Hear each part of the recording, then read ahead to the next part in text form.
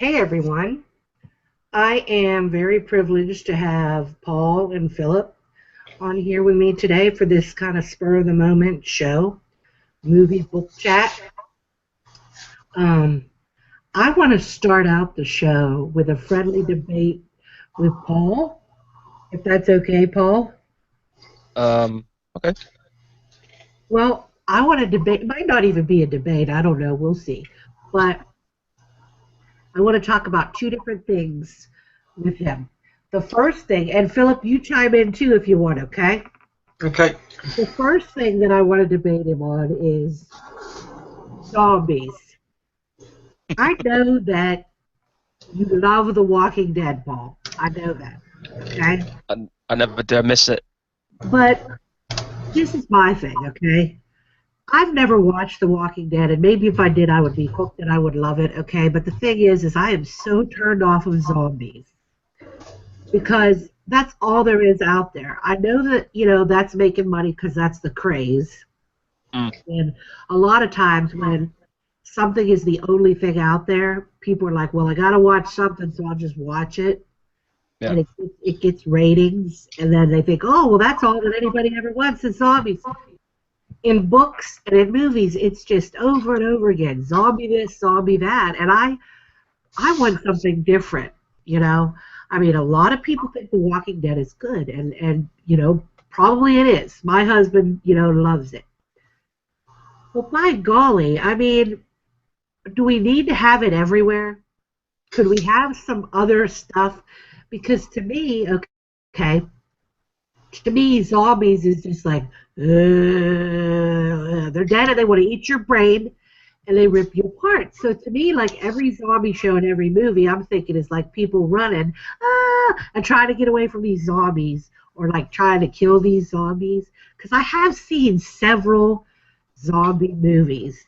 And what is such a bitch to me is when I don't know what a horror movie is about, or I don't know what a book is about, hmm and I get it and I try it, and it turns them out to be zombies. So, like I remember reading this one book in the Jake Hellman series, and Yeah. it was pretty good, the first book.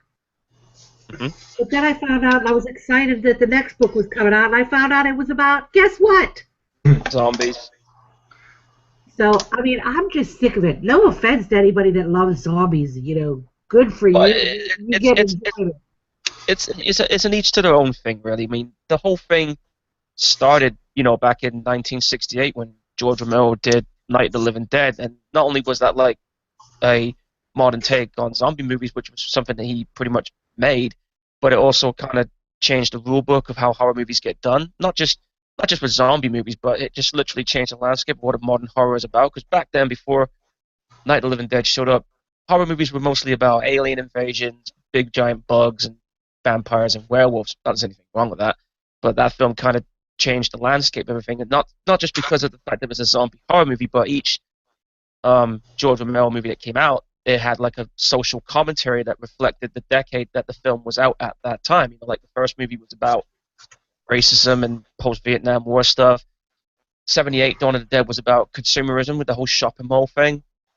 Um, Day of the Dead was about the military government infrastructure kind of thing, how people kind of with the social order shit breaking down. Fourth one was kind of like a social class thing if you think about it, because you got the rich bastards living in that tower at Fiddler's Green on Land of the Dead, and then you had the poor guys like us going out where the zombies were to fucking scrounge supplies and shit. So even though it's all in the midst of a zombie outbreak, there was a social commentary to the whole thing. Most zombie films that are out, most of them try to go for like straight up horror approach. Some try to do the whole comedy thing. Like for example, there was that. What was the name of that? I remember the name of that fucking zombie film that came out recently. It was like a romance comedy zombie film. I think I've got it here somewhere. Zombieland? No, it wasn't Zombieland. There was another one that came out. I actually liked Zombieland, though, I gotta tell you that. Yeah, Is it Zombieland warm was cool. bodies? Shaun of the Dead was cool. But the thing about Zombieland and Shaun of the Dead, if Yep. it wasn't for a 1984 zombie film called Return of the Living Dead, there wouldn't have been zombie comedies because that film was like the first. to do that kind of thing. Oh yeah, here's the name of the film. The other one I was talking about was called Warm Bodies. It's like a romance comedy. I liked It's it. set. I saw it. Yeah, that was an interesting take on zombie There's a films. better love story than Twilight. Yeah, and normally I don't. Normally I tend to avoid romance comedy movies, but that's the only one I'll probably stick around and watch. But I anyway, I went to see Warm Bodies because my husband really, really wanted to see a certain movie, and I was like, no, fuck that. I can't sit through that goddamn movie. So yeah. Warm Bodies was playing, and I was By the like, way, the guy who played the zombie in that film, he was um also in Mad Max Fury Road, and he was also yeah, Beast in the X-Men films. So yeah. I loved him in Mad Max Fury Road. yeah. He's been in So a bunch anyway, of stuff. back on the zombie debate. The Walking Dead. If if you've read the books, and I've actually read the books before the TV show was even made. This goes back to like 2003. What makes The Walking Dead so damn fucking good with a lot of people is that even though it's set within the whole zombie apocalypse, it's more about the characters that are trying to survive in the whole thing. Zombies are just in the backdrop. There's a lot of good character developments going on with each character, and they all have their own little character arcs, and it just shows how the world's trying to get by in the midst of what's happened.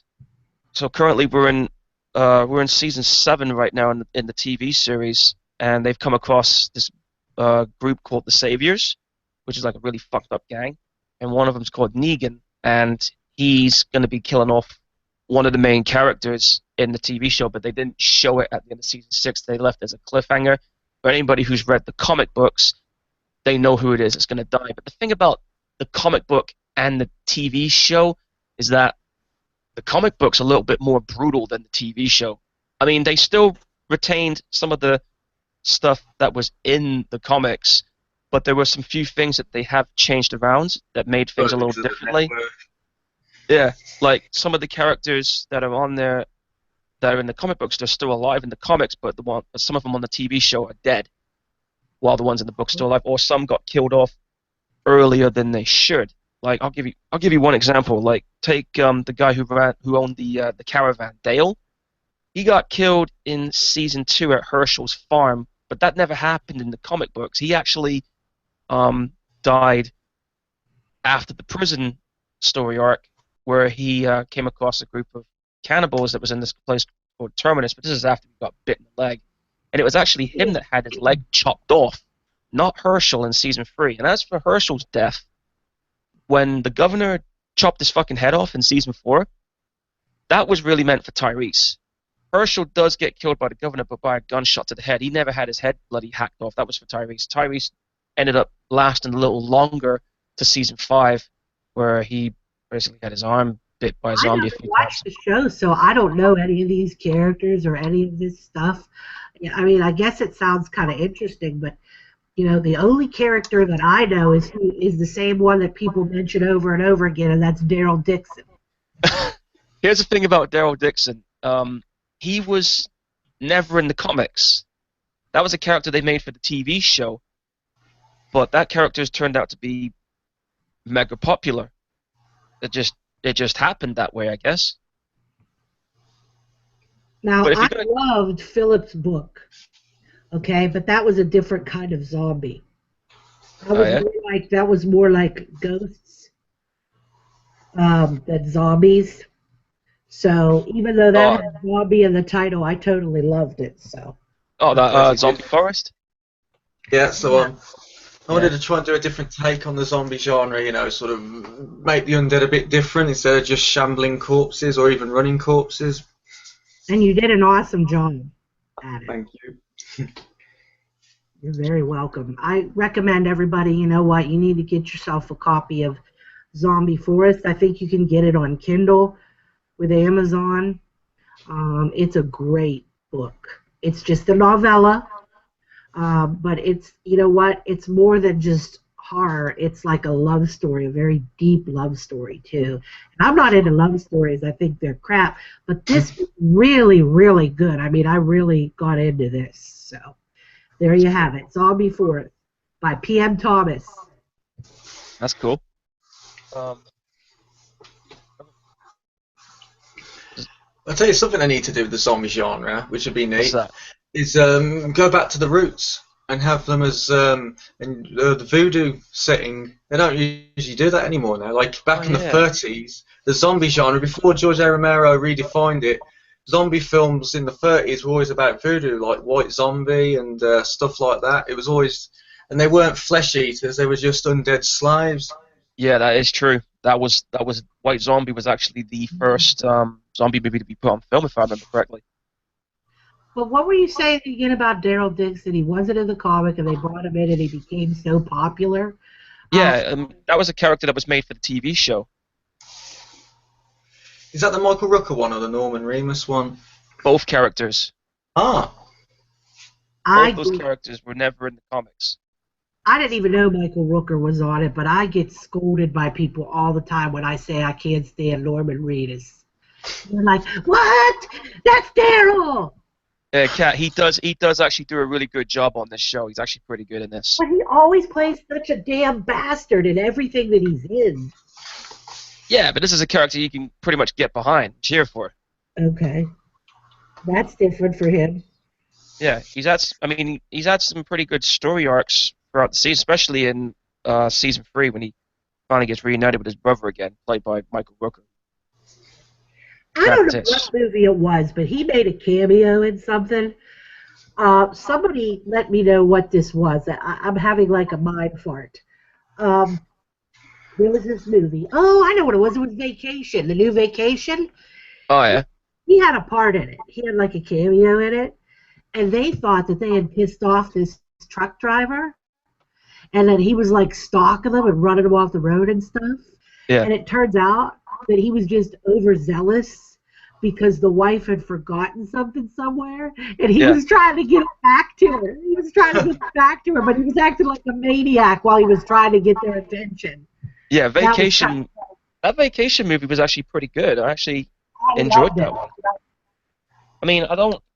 Most of the comedies I've seen lately, when it comes to comedies, I prefer all the older ones like Spaceballs or Blazing Saddles.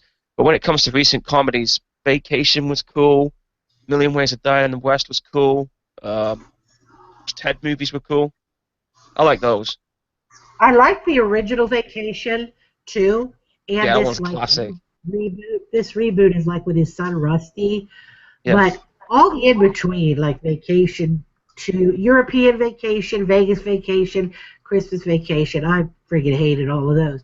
But the first Vacation and this one were pretty good. yeah. The first Um, Vacation movie is a classic. Um, I think when it comes to the sequels, Christmas Vacation's my favorite one because I always yeah. watch it every Christmas, every time, along with Bad Santa. Now, Bad Santa. And there's a part 2 coming No. this November. Same cast. Yeah, He was so. I'll tell you what. I remember that. I remember him eating lunch in that mall.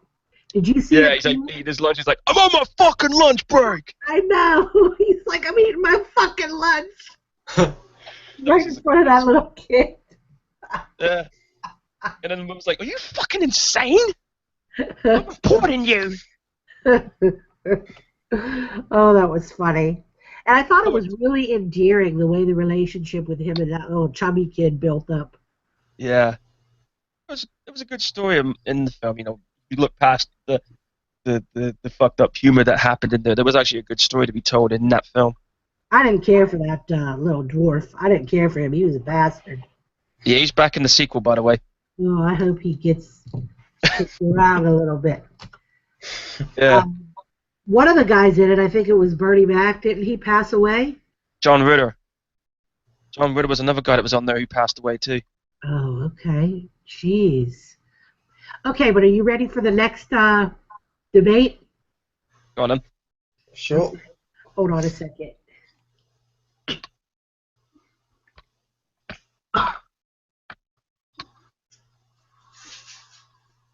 Hey, to each his own, and believe me, I'm not gonna bash anybody for it. This particular movie, if you loved it, it's great. I mean, everybody has different tastes, and I'm all for it if somebody's enjoying it.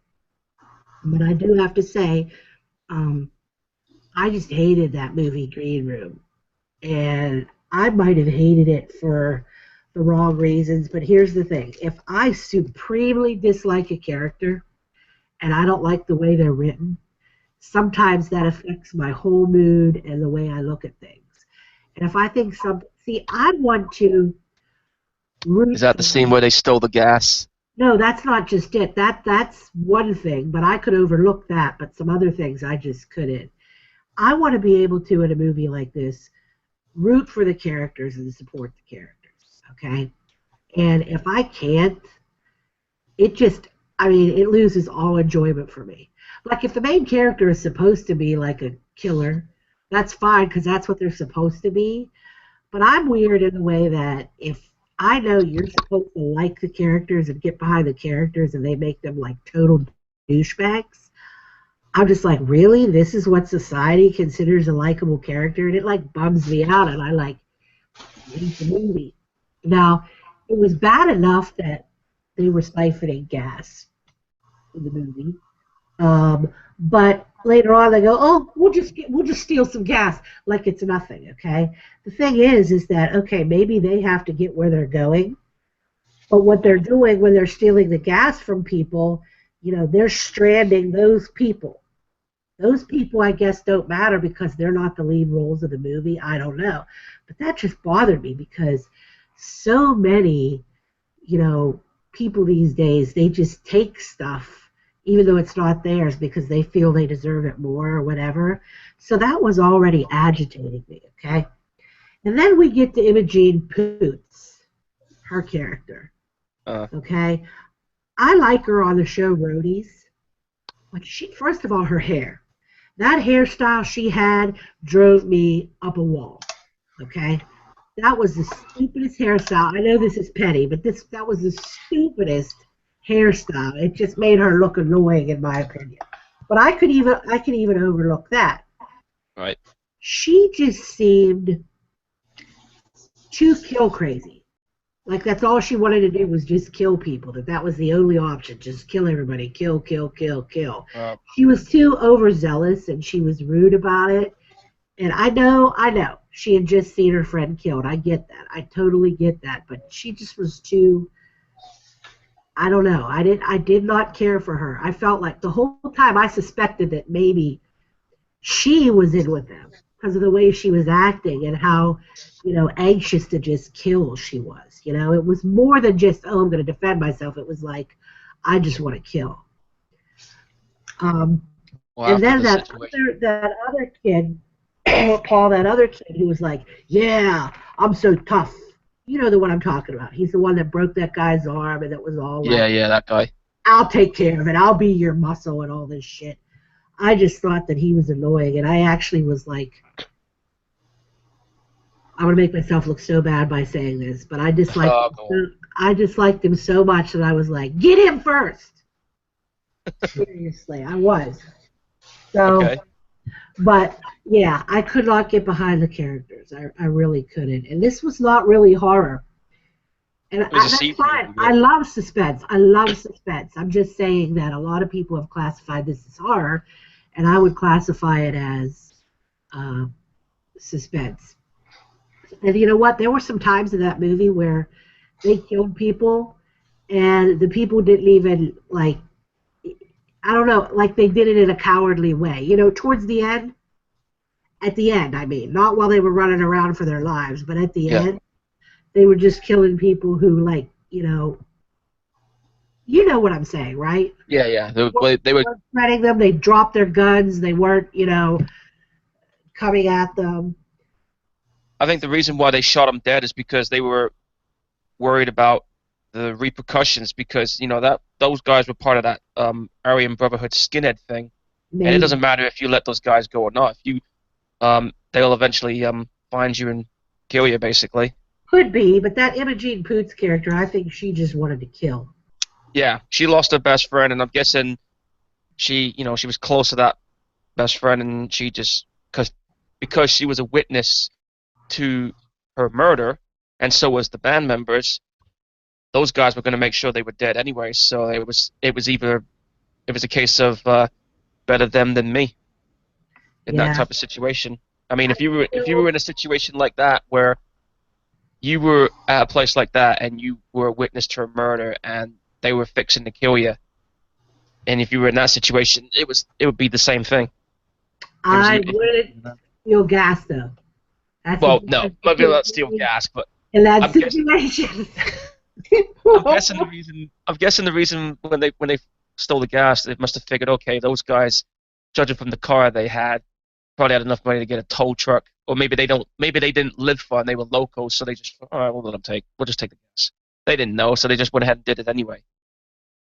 I'm not going to excuse them from stealing gas. I'm not justifying them stealing the gas, but they had to get to where they had to go, and you can imagine how, again, painstakingly long it would have been if they had to walk with all the gear.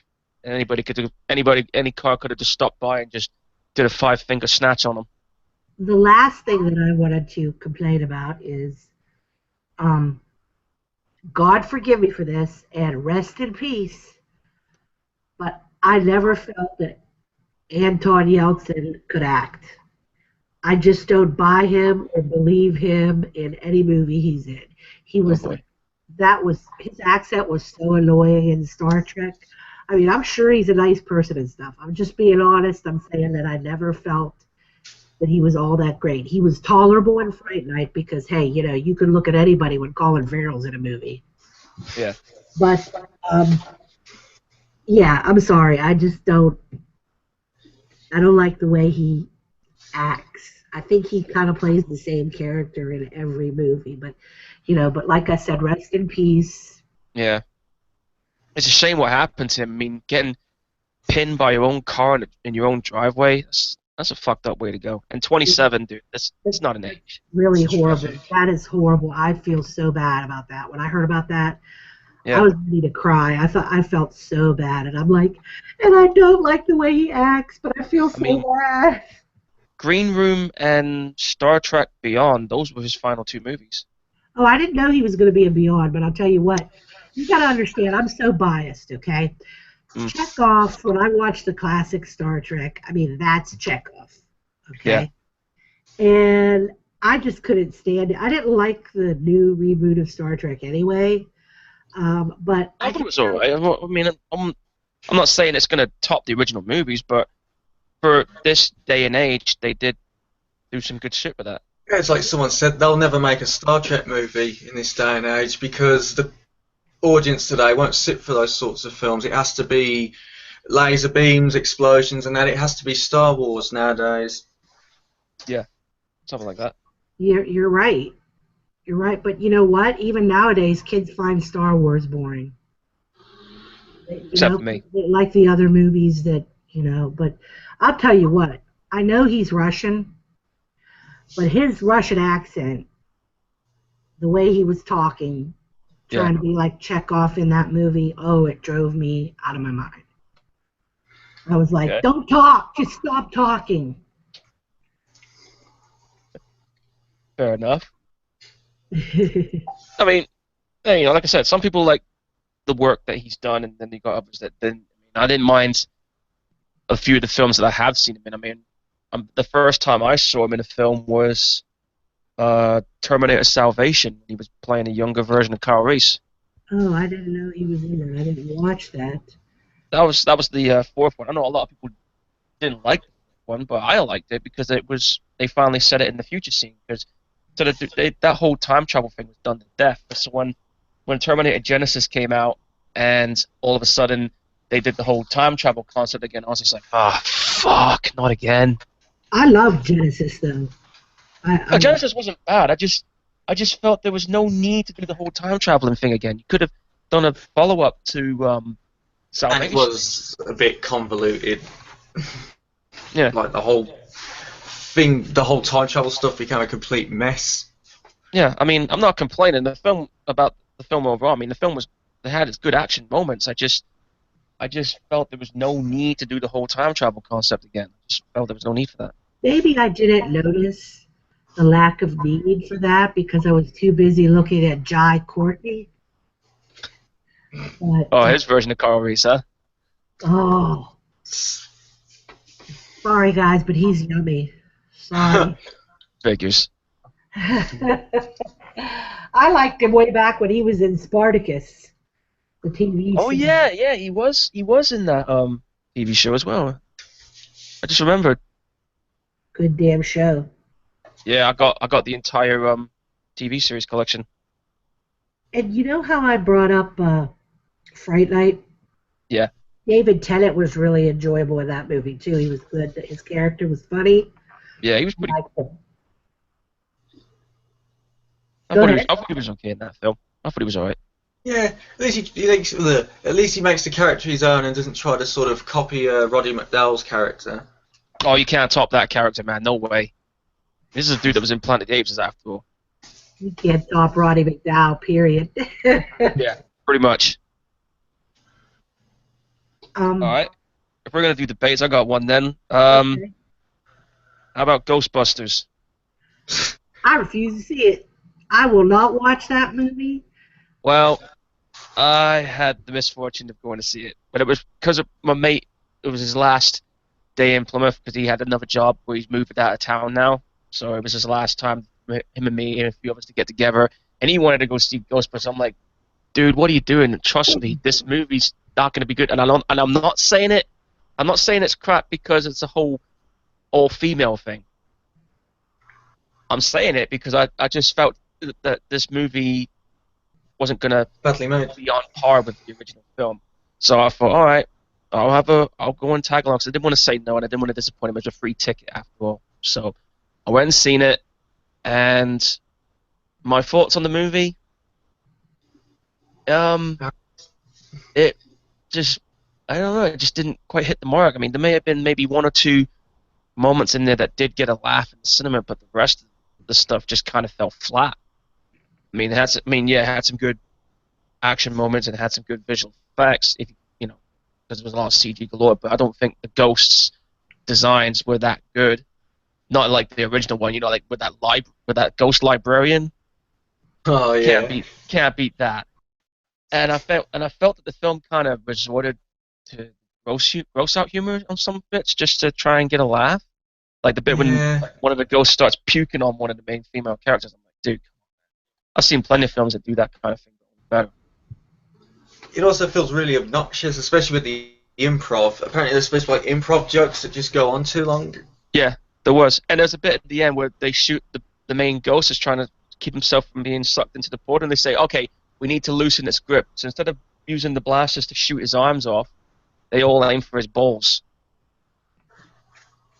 So I was kind of like thinking, and they accuse people who complain about the movie with an all-female cast. They're saying they're being sexist about it, and I'm thinking, well, what the hell was that then? Yeah, that was pretty sexist. Yeah. I've heard about some of the jokes that they said and seen previews, some of the things they do, and I'm like, no, I'm not going to like that. Yeah, I mean, the female cast, okay, they're doing a good job what they're doing. Hats off to them for being involved in something like that. But, I mean, in my opinion, if you were going to do a Ghostbusters reboot, they should have went for the same route as this. There was this spin-off cartoon series called Extreme Ghostbusters. If they went for that story arc, it probably would have been good. Because I mean, you had a female cast member in there too, but you had one dude who was Spanish. You had one dude who was colored. You had one guy that was on a wheelchair, and then you had a chick. So I felt like that was like an even, equal playing field because it appealed to people of all race and creed. You mean black though, right? Not colored. Yeah, black. Yeah. So what? But they had decided to do the whole all-female thing. And at first, I was like thinking, well, it's probably not going to work. But then you see how people reacted to the trailer. But what kind of shot them in the foot when it comes to the film is that how the film director was, calling Ghostbuster fans assholes just because they were saying this and that about it. And I was thinking, dude, you're not doing yourself any favors. You're really not. Pulling a Roman Reigns, huh? Yeah, pretty much. I mean, I've heard a lot of people were saying, though, on their reviews that the women had absolutely no chemistry whatsoever. It didn't. In this day, you could see it. They just didn't bounce off well with each other. I also heard that apparently, I think two of them, what's her name, Melissa McCarthy and Kristen Wiig, are just like phoning it in and just don't give two shits. They only shine during the improv. Apparently, that's what I've heard. Yeah, a lot of it was improv, and a lot of it was um, just them not giving a shit, phoning it in. And yet the film somehow has made 122 million at the box office. Idiots. I mean, like that twat on the internet saying, I'm going to see it again, and it's like, you sad fuck. You know, when you look at some of the critic reviews, I know that some of them are going to be talking their honest opinion. I know some people are going to like this movie. If you like the movie, you know, more power to you.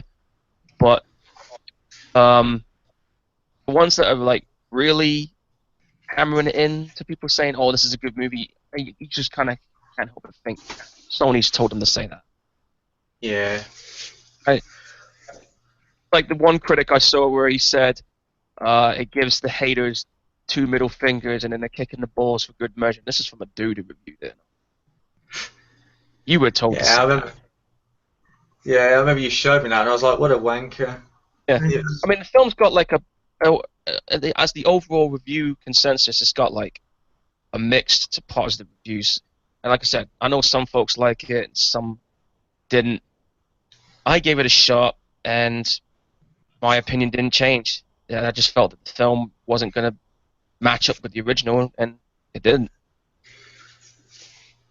Oh, and does it actually have a bloody queef joke in it? I heard it does, yes, Philip. Yeah, it does. I heard about that.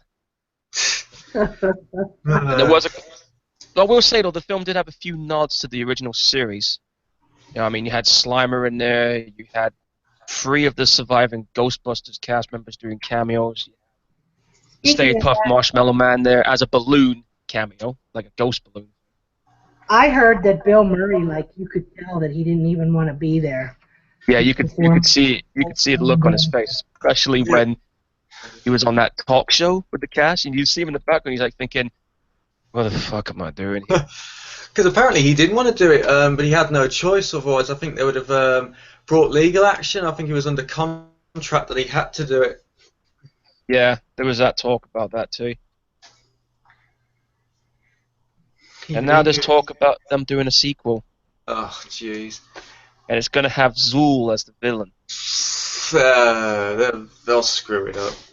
Yep. And another thing I've noticed that's been going on when it comes to rebooting movies, this whole thing about doing an all-female reboots with movies is becoming like a trend now. I'm not saying it's a bad thing. I mean, if people want to see that, cool. But now they're planning on doing an all-female Ocean's 11. There's a few Marvel characters that are being turned into females now, like a female Iron Man coming. What they need to do is do an all-female movie based on an original idea. Like, that's what I was thinking. I mean, they did it with Bridesmaids. I mean, they did with the Expendables. That was an original idea with, you know, all action star cast in an original IP. You know, they and they're also trying to do an all-female Expendables as well. Right here, I saw a rumor of that. And one of them is saying, "Oh, you know, they're doing comic book characters and everything." I said, "Yeah." I said, "They were like, what do you do if they do the female Ninja Turtles?" I just, "You can fuck right off. You can fuck right off. I will lose my fucking shit. I will lose my fucking shit. Not in a good way either." There's just some things. There are just some things you just need to leave as they are. You know what I'm saying? I mean, if they want to try and do all female comic book characters, that's fine. If that appeals to them, that's cool. Watch that. But if they did that with that one, you'd never get me to see it. No way. I like some female, I like a lot of female stuff. Like I said, Bridesmaids, I thought that was an excellent movie. Yeah. I mean, and when you talk about female leads, the chick that was in Mad Max Fury Road, she did a fucking good job. Oh, yeah. I don't care what anyone says. She actually did pretty good. She did, yeah. So, it works for some things if it's done right, and it's not a one-sided thing. Because Max still had stuff to do in the film, and so did Furiosa. It was an even playing field.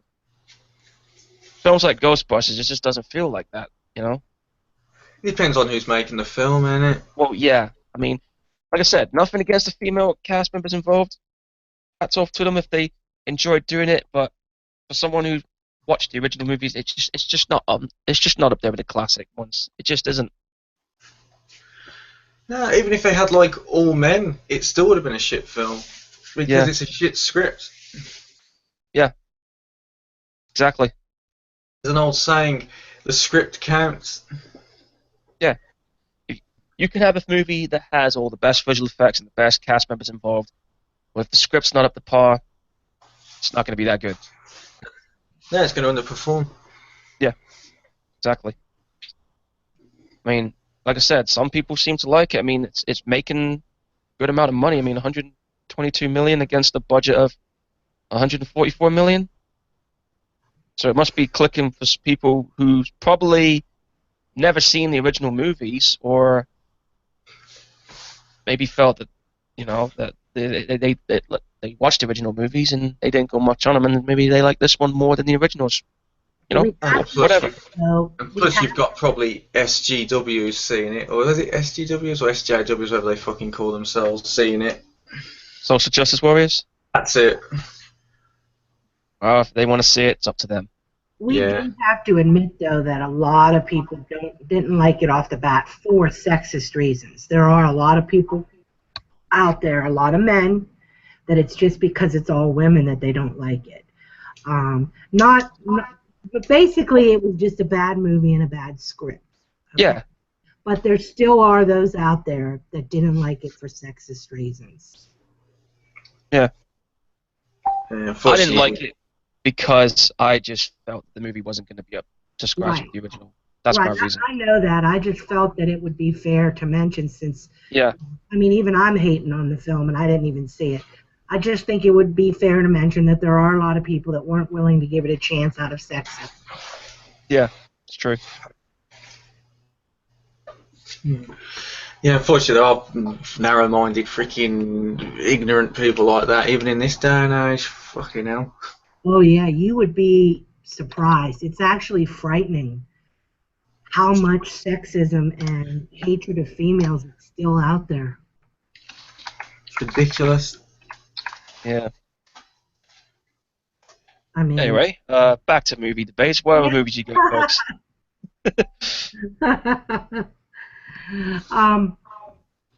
Yes. So those were my debates, okay? And, you know, I just wanted to also talk about this Blair Witch that's coming out. At first, when I heard, okay, I found out about it accidentally, okay? Just this little advertisement popped up on my screen. And at first, before I knew anything about it, I was like, oh, fuck that. Because, you know, the Blair Witch 2 sucked so bad it was garbage, okay? And I was like, no. Because I did like the original. Yeah. Okay? And I was about ready to be really, really pissed off. But then you guys told me that it's actually the sequel that should have happened. So I looked more into it. And now I'm excited about it. We can totally just try to, like, blot out Book of Shadows from our minds.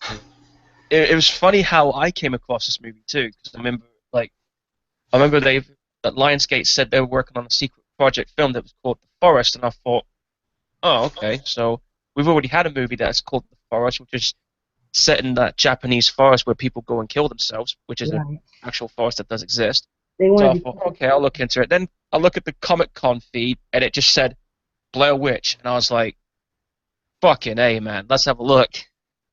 So I had a look, and then I realized that it was a true direct sequel to the original film. And I thought, oh, okay, this is cool. Found footage, just like the first movie. Brilliant. And then I hear it's from the guys who did VHS and Your Next, so I'm thinking, okay, this film's in good hands. Well, they gave it that other title. Who's that calling? Get off! Calling me.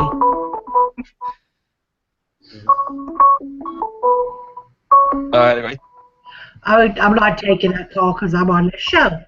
But Yeah, the person on the phone right now, they'd be like, get off the bloody phone, I'll shove that phone up your ass. they were trying to hide it, keep it secret. That's why they called it that Forest title. That's what I Yeah. heard. Only a few handful of people at Lionsgate knew about it. And it's funny because how they kept this film so quiet for so long, it reminded me when the trailer for Phantasm 5 just popped up right out of nowhere. They kept that quiet. And nobody knew until, boom, the trailer showed up. Phantasm 5? Yeah, the trailer came out in 2014. 15? They're, Oh, 14. yeah, To they're me, still trying to find a distributor. nothing's going to beat the first Phantasm to me because, like, No. I wasn't allowed to see R-rated movies at that age when it came out. And so I was all excited when I snuck it, because I'm sneaking it, and I'm like, ooh, I got away with watching this. Yeah. And to me, like, back then, that kind of movie was, like, surreal. It was, like, really, really different. That film was ahead of its time, the first movie. It just had this atmosphere about it, and it was so creepy. That tall man was creepy as hell. Oh, man, he was a creepy dude. And a lot of people will say that Part 2 was a badass sequel. And it was. It was so good. And I remember him going, boy! Oh, my gosh. That was scary. And yes, Angus Scrimm is in the new one, but this is going to be his last one because if you didn't know, he passed away this year. Yep, I knew that. When I saw that news, I was just like, oh, fuck, not another one. That's the thing about this year. A lot of people passing away this year. Yes. True. You had David Bowie, you had Lemmy Kilmister, you had Alan Rickman. Anton Yelchin. Yep. It's just been a fucked up year, celebrity-wise. Yes, it has. Prince. Yep. Makes you wonder who's next on the cards. Oh, God. Don't even want to think about that. I'm not even going to go there either. So. Anyway, back to Blair Witch. Yeah, so I really liked the first Blair Witch. And, I hope that this one turns out to be good, too. Because you know what? I know a lot of people bitch and bitch and bitch and bitch about found footage films. Oh, the camera shaking makes me sick and blah, blah. But you know what? I love found footage films. I love them. And apparently Hollywood loves them, too, because every other horror film is a found footage film. Yeah. I mean, I enjoy found footage movies if they're done right. To me, a perfect found footage movie that's done right is when you have that kind of atmosphere that Blair Witch has, and you've got that like visceral experience. As long as you don't have music playing in the background, that's what makes it more realistic. Because when you got like a movie score playing in the background of a found footage movie, to me, I'm just like, way to go, guys! You just killed the illusion that it's a found footage film. George A. Romero fucked that up when he made Diary of the Dead, and he put fucking soundtrack in the background. It's like, you don't understand the found footage genre, mate. Yeah, I was just like, dude, what are you doing? I mean, I like George Romero movies that he's done, like the Dead stuff, but this, I was just like, man, what are you doing? You don't add a music score in a found footage. Come on, man. The Last Exorcism did the same thing, and it's like, you don't do that, To make it real, you've got to just have the camera. And I remember I was 9 when I first saw Blair Witch, or it might have been 10 because I had it on the telly, and I'm telling you, it freaked the fuck out of me, because even though you don't see nothing, it's just so, it feels like you're actually watching this weird shit going down, and that ending, the guy just staring at the wall, that's just like stuff of nightmares. It's like, I was 15 when that film first came out, and I actually went to the special midnight screening with me and my family, and we went to see that movie, and it was a full cinema house, and people were just like freaking the fuck out with some of the stuff that happened, especially when they get to the house and they see that guy standing in the corner, and they're thinking, oh hell, what the hell is going on? Next thing you know, you hear this loud thud from behind, and the camera just hits the floor, and that's it. Film's over. And everybody's just sitting there thinking, what just happened? You're going to end it like this? Like, yeah, we're going to end it like this. And the movie became such a huge hit. It's funny. And then they don't like it. Yeah, I Book go, of what was you Shadows. going to say? But here's the thing about Blair Witch: the film was an unexpected hit. The film only cost about $60,000 to make, and it made close to 250 million. Amazing. Apparently, it outdid Mad Max because the first Mad Max film only cost something like I think it was like 700,000, but it made a shit ton, and Blair Oh, Witch outdid that. well, see how much Mad Max cost. Oh, here we go. Mad Max cost about 350,000, Oh, and it I made was about way 100 off. million. God Literally made damn, I love 100 million. that movie. That movie was awesome. Oh yeah, it was a good film. Yeah, Mel Gibson before he went mad. Yeah, he's actually in some other film now. It's coming out late. That's coming out later this year. Some thriller movie. I'm just seeing if I can get the name of it. Hold on. Oh, I know what you're talking about. Here, let me look it up because I've seen it. I know what you mean. I I think it's mean, called Bloodfather. yes, yes. I've seen Yeah, the advertisement for that on Internet Movie Database. Yeah, that's what it's called. those look pretty good. I'll give it that. But the thing about Blair Witch 2 was, apparently, according to the director, he apparently wanted to make this weird, cerebral, bizarre movie, but the studio apparently wanted it another way, so he got like a movie that's clashing. He wanted to make this sort of film, they wanted to make it like that, and they recut the film. So in the end, you've got a sort of a mess on your hands. Oh, that film was a Movie? mess and a half. From which movie? Book of Shadows. Yeah, that was a mess. The director wanted to make a sort of cerebral, weird sort of horror film, but the studio wanted to play it safe and make a typical sort of horror film, like especially for like the 2000 generation. So you get a sort of like a clash then, and it doesn't gel together at all. How They could they call literally, it a sequel? It had nothing to do with the first. they absolutely rushed into making that movie. They should have at least waited maybe 2 or 3 years after the film before they did a part two. They were just cashing in, like on the Yeah, that's what I mean. craze. They It were was just, literally cashing in on that. You could tell it was a cash in. and it killed the series until now. I mean, Yeah.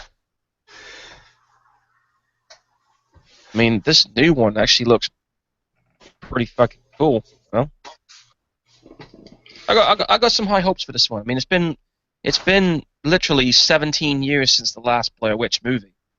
Well, in the first of the first one, 16 years since Book of Shadows, which I won't even acknowledge as part of the series. So this one to me is basically the part two we should have got,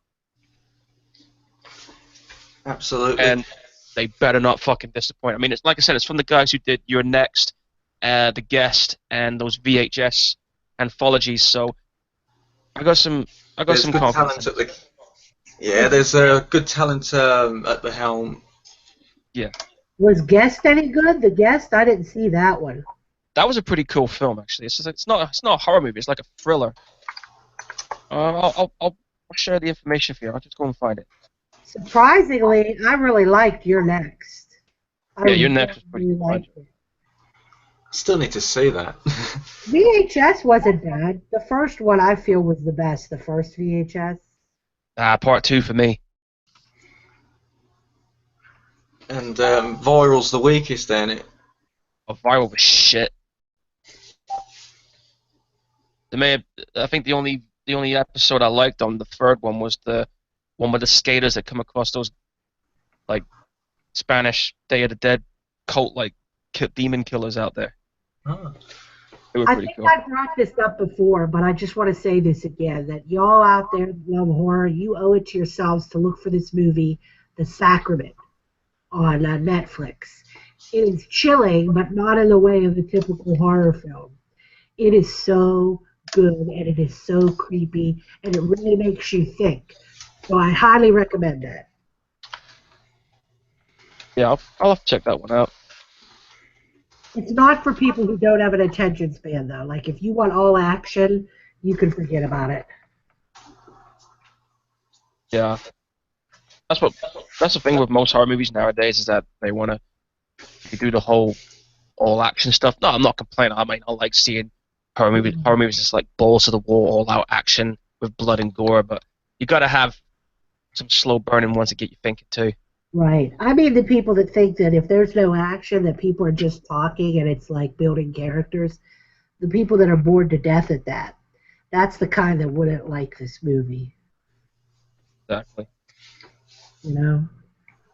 You like all different types of movies, and so do I, but there are people that just, I mean, they cannot handle unless something is just constantly going on. And you Yeah. know what? Stuff is going on in a movie like this if you're willing to pay attention. Yeah, exactly. Another movie sequel that's coming, which caught me by surprise, is there's a Train Spotting 2 coming out. I heard about that, yes. Oh, I I heard saw about it from you. That's who I heard about it from you. yeah. As soon as I saw the link, I was like, no fucking way. Doing a Train Spotting sequel. All right, I'll have a look at that. But the first movie was pretty fucking out there, you know. Oh, the scene with the baby on the ceiling, that's freaking Oh. messed up.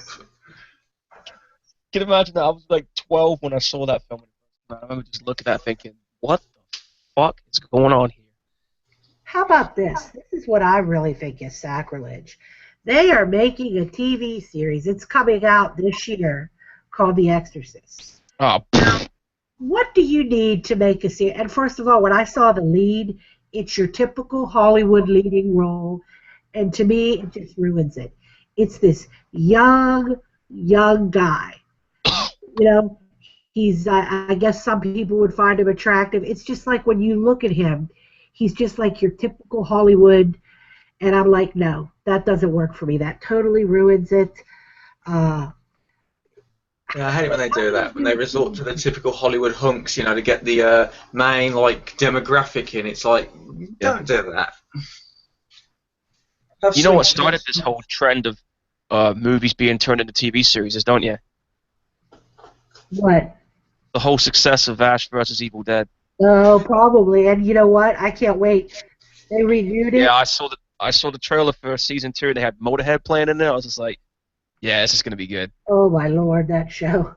But yeah, there's a bunch of other movies being turned into TV shows. I mean, you got Lethal Weapon being turned into a. I know. Yeah, I know. I was like looking at it. It looks like a reboot, but in the form of a TV show, and I'm like, no, stop it. Then you got Training Day, which I think is a prequel / sequel to the original film, but in a TV show. And then you got Shooter.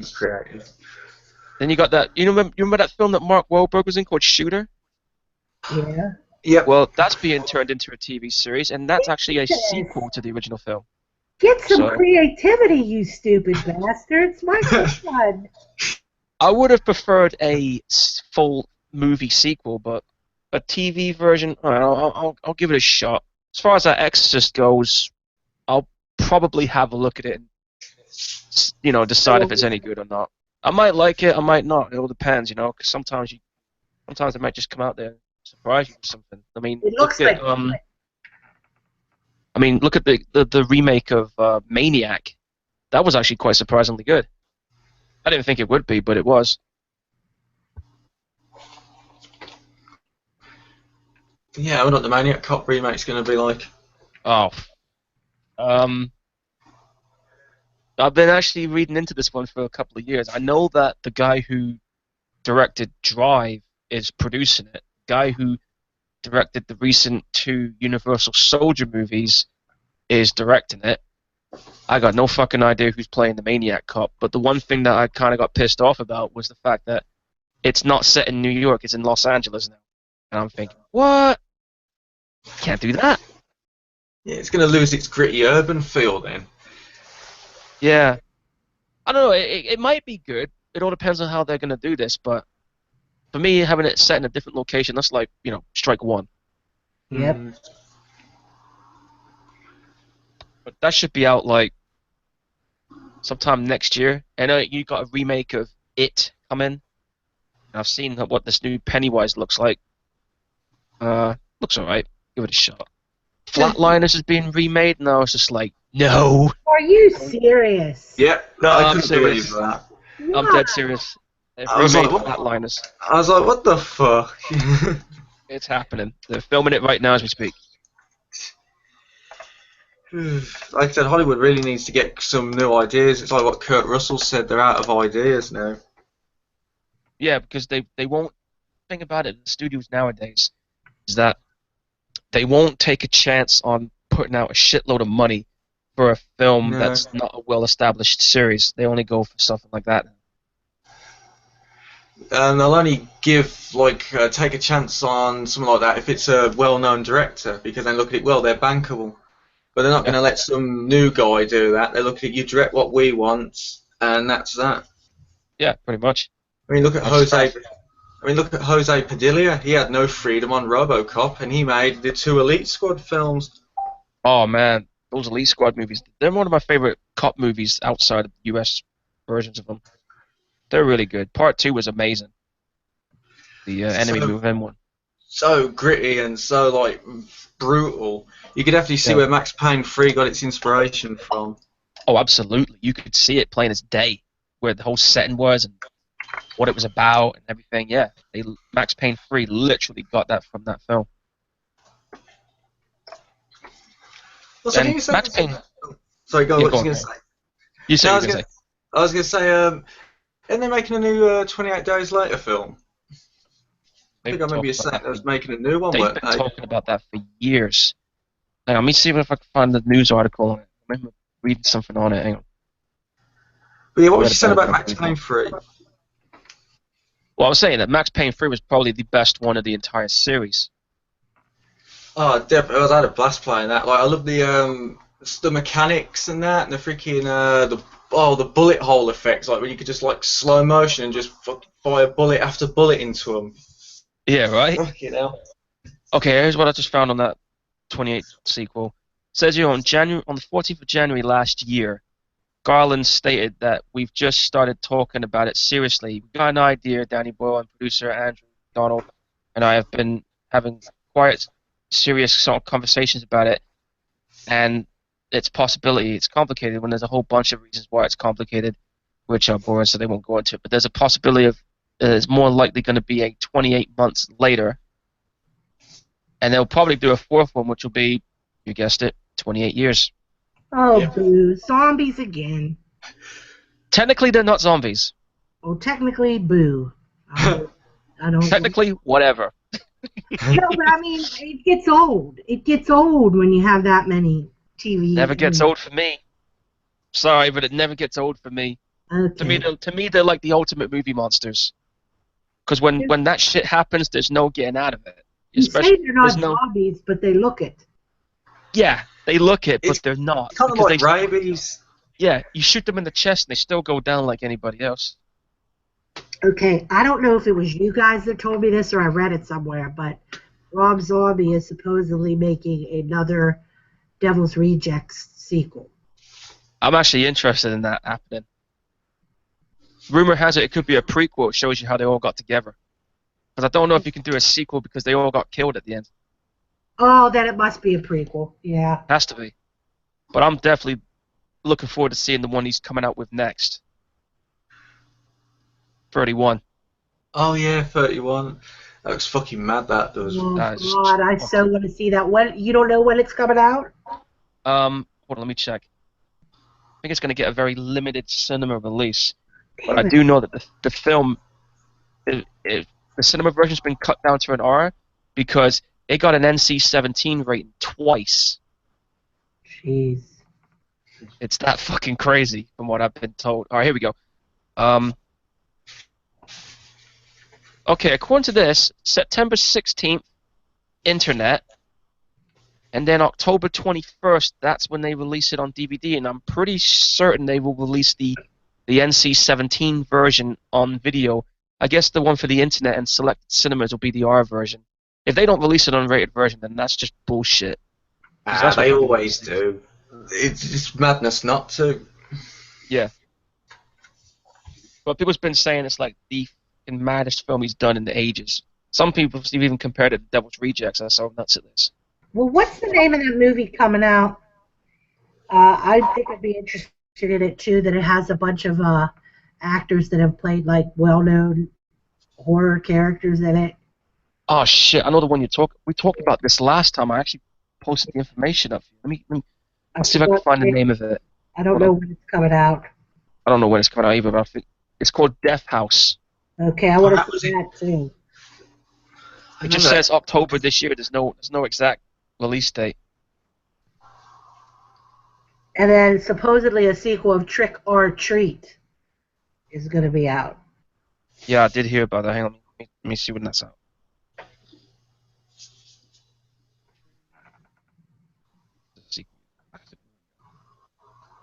Uh, doesn't say. Hang on, let me try it again. I'll type it up. Here we go. Trick or Treat 2. There is no release date. Nobody is attached. Well, they got a director attached, but there's no confirmed cast members. According to this, since 9th of January, the status says it's in pitch. So they're still pitching the script. Uh, Nothing's been fucking made yet. Gosh dang it. What's this? Days of the Dead. What's this? What's this? You know me and my zombie flicks. I just found one. Yeah. Hollywood, don't make any more zombie movies, even though. Hollywood, please make some more because I'm enjoying them. You got a fan right here. If you don't want to do movies, make video games because that's where the really good ones are at. Where is it? I'm still waiting on Dead Island 2, you motherfuckers. Where is it? Cancel that one. I'm gonna be pissed. Before Dawn, is that the name of it? I hear that game's a really good interactive horror game. Oh, Before Dawn. Yeah, I've not played it yet, but I've seen videos to it, and it actually looks really fucking good. It's like a psychological slasher type horror thing. Some really nasty deaths on there. And I mean, really nasty. Oh, it's freaking built, and the photorealistic style really adds to the grotesquerie. Yeah. Actually, it's nice to see a game with a unique enemy in it. I mean, there aren't many games or films that deal with the Wendigo. Exactly. Even another game for it coming out. It's like an expansion pack. But it's for the PlayStation VR thing. That's what I've been hearing. Hey. What the? Yeah, there's another. They actually have a collectible Funko Pop of Hannibal, the Wendigo on the show Hannibal. Yeah. You wouldn't believe the Funko Pops that they have. I think I might get some. Because you would. Lots of good horror characters and good TV series characters on there. You could get some Walking Dead Funko Pops, Paul. Oh, I would like that. I would certainly like that. I might actually go hunting for some of those right now. They're cute. I mean, I got 2 as a gift, and that's all I have. But I got American Horror Story, the season called Freak Show. Yeah, that was a good one. I got the twins and Pepper. Mm-hmm. Somebody gave me the twins and Pepper as a gift, and I was like, oh my gosh, what are these? This is so awesome. Yeah. I'm just seeing what other films is coming around. Well, fucking hell, there's a San Andreas sequel coming. I didn't see San Andreas. That's not my type of movie. Hold on, let me see what this one's about. Hang on, let me see what it's about. Okay, the sequel's focusing on the whole Ring of Fire scenario. Oh, okay. So it's like, if you don't know what the Ring of Fire scenario is, it's basically a major area of the basin in the Pacific Ocean. So you're talking from South. Yeah, so it's like from South America all the way down to Australia. It's like a horseshoe effect. All volcanoes and earthquakes all going off at once. Ooh, that'd within be that ring. So that looks pretty fucking sick. I'm actually looking forward to that. The kids love it when we get to that in our, geology unit. Yeah. They love that volcano stuff and the Ring of Fire and everything. Yeah. Let's not forget Johnny Cash made a song about it too. I know, I love that song. I love it. If that's not in the new movie, then that's a travesty. Right. then it sucks. I don't care how good it is. If it doesn't have Ring of Fire in it, it gets a thumbs down. All right, I'll take you up on that. You know what? And then in Rock, you suck. You better get that movie Ring of Fire in there, or even though I'm a fan of you, you're gonna suck. Oh boy. Yeah, I'm joking. I'm just seeing what other movies he's in as well, because he's got like a fucking plate full of movies coming out. Hang on, let me see. Because there was one I heard about. Big Trouble in Little China remake. Oh Christ! Yeah, I heard about that. He's even going to be in the reboot of Jumanji.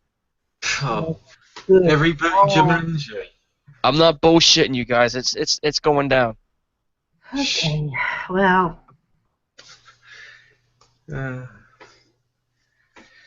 I heard that, I was like, really? I'm not sure how you're gonna.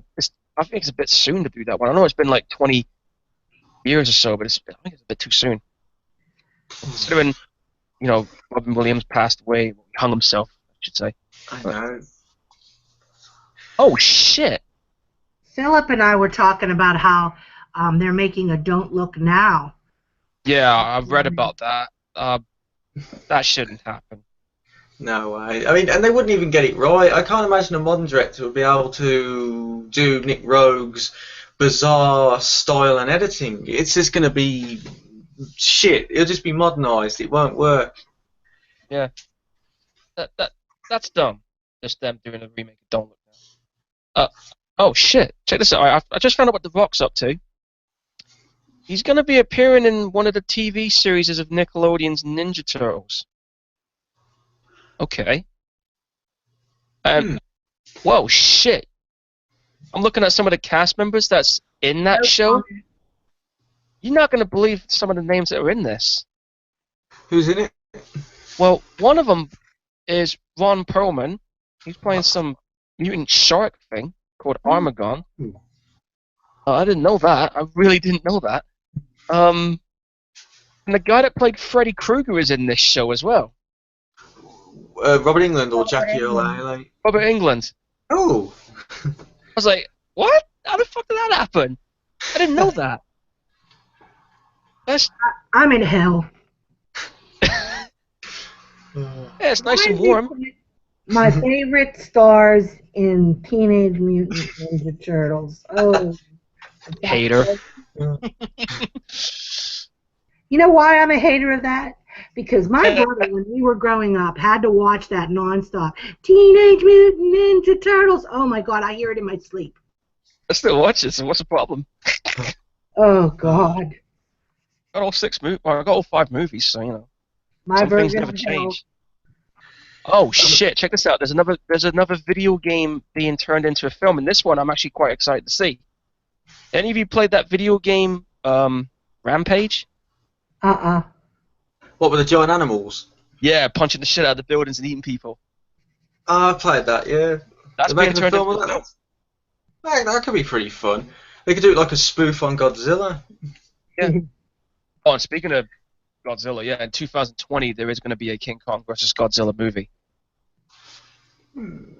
That has been confirmed.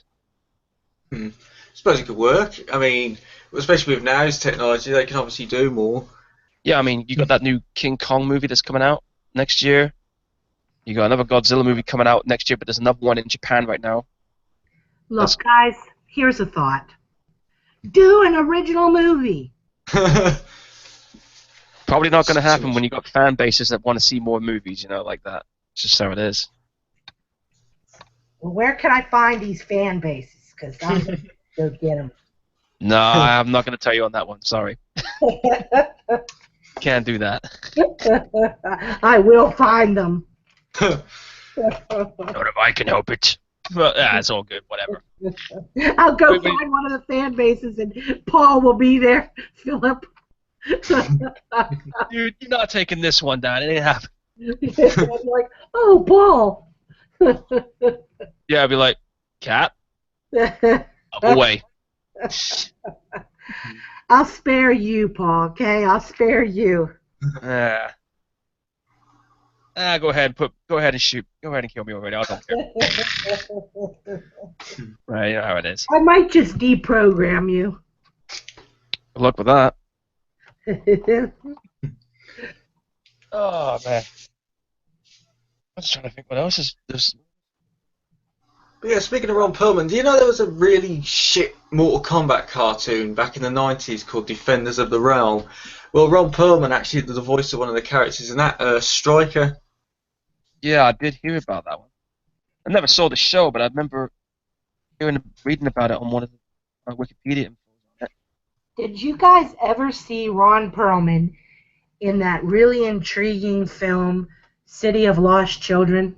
Oh, I've seen that. That's a weird film, but it's Jean-Pierre Jeunet, and he always does like surreal films, even Alien Resurrection. I You ready like for the You ready for the crazy shit? I've it. never been able to get a hold of that film.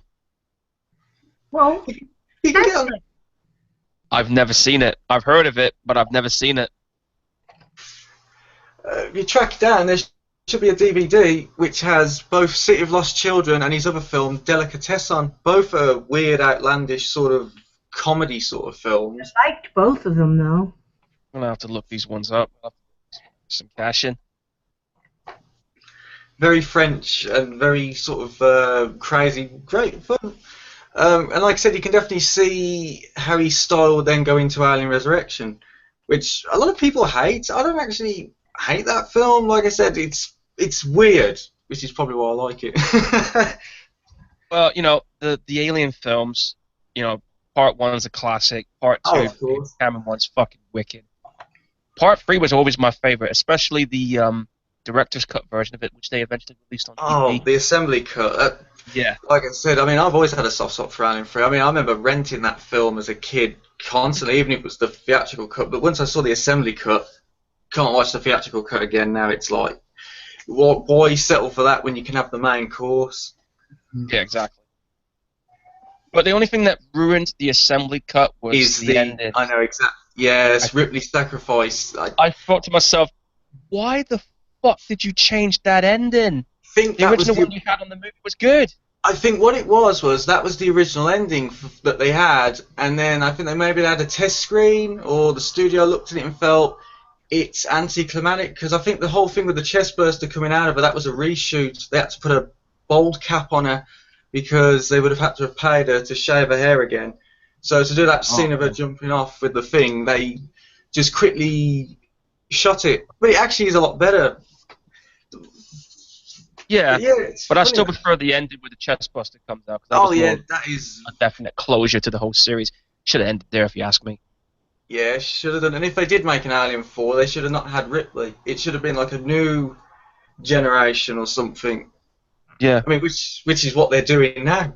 Irony, if you think about it, with the Prometheus You got that film. new, got Alien Covenant, and then you got that other one that's being made by the guy that did District 9, which is going to have. Yeah. That was a good film too. That was kind of like an R-rated short circuit movie. Yeah, that was similarities with right there. I like District 9. Yeah, District 9 was cool.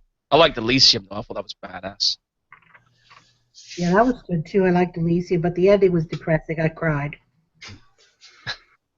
Well, he sacrificed himself so all the people, like the poor people, can get a shot at getting some health care. But I still cried. Had to be done. Because that or the rich get what they want. Fuck the rich. They need to get that Neil Blomkamp guy to do a Halo film, because there's always that touch of Halo in his work. If you've ever played the game Halo. They have been trying to get Halo into a movie for so many years. If they get him on board, it would be a good one. I've actually got a script for one of the Halo films that was in production. I'm pretty sure, because it's been a while, but I think Alex Garland wrote it, who did 28 Days Later. And he also directed Ex Machina. Oh, yeah, I need to see that. I've yet to. I saw it. Any good? Any good?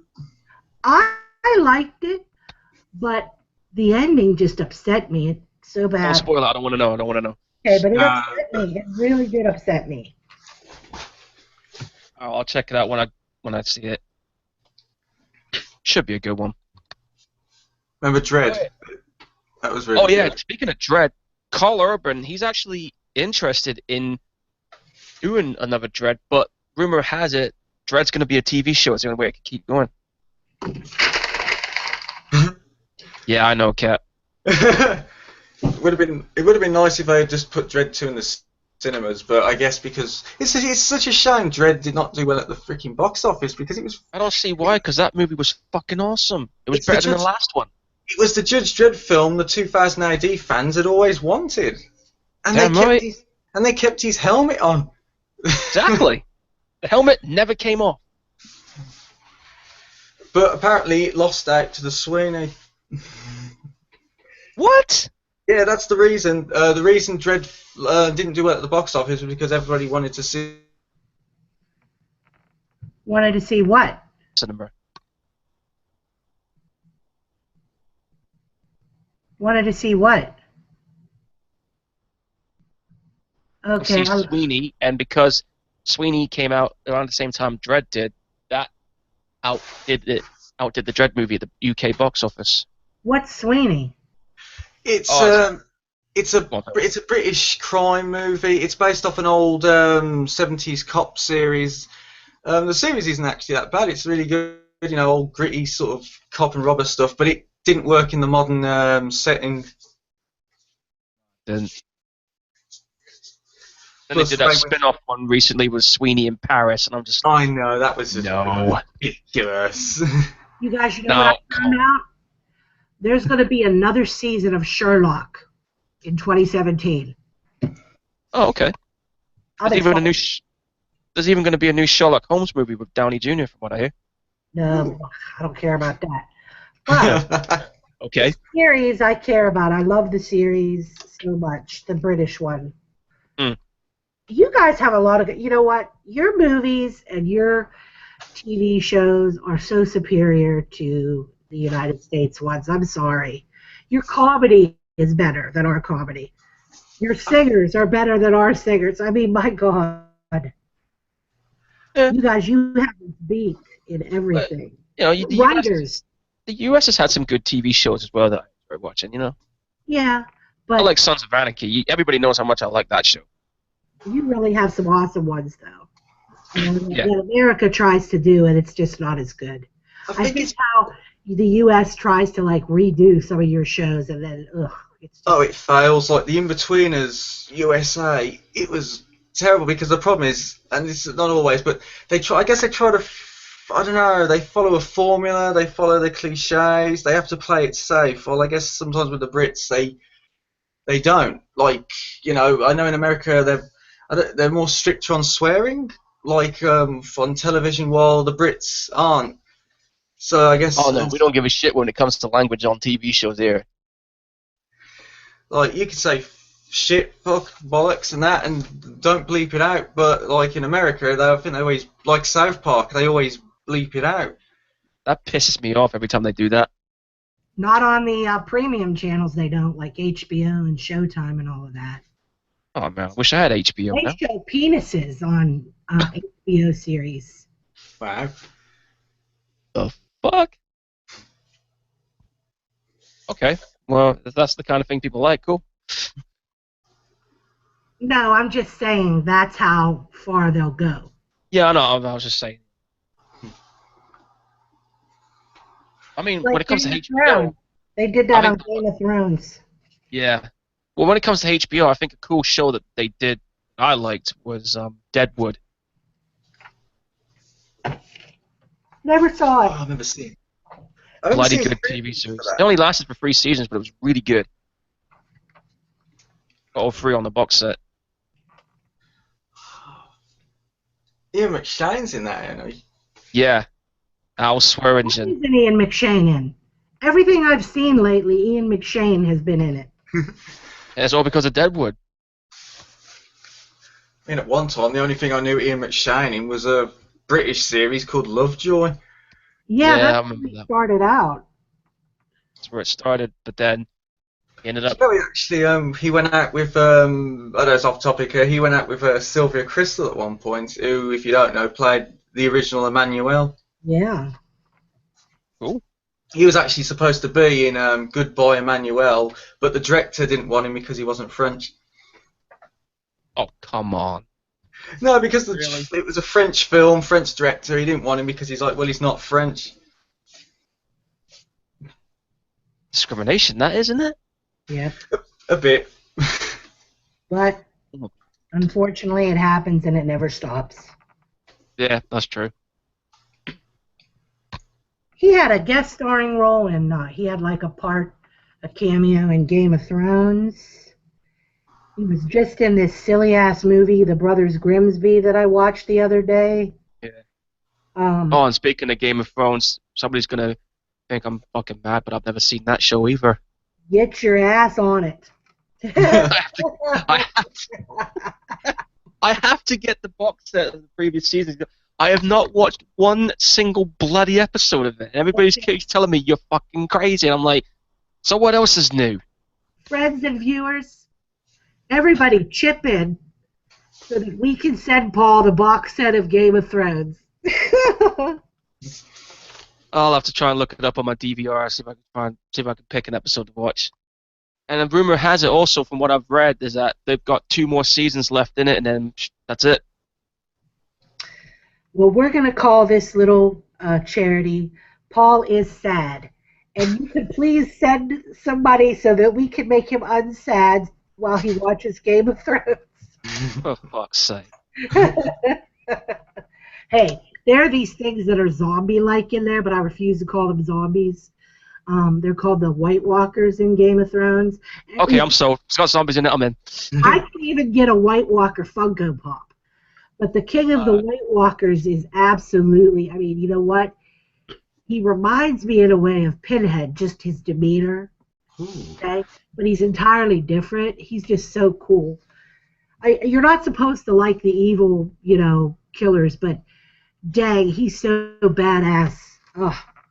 I'm gonna have to try and get a hold of the box set now. That's it.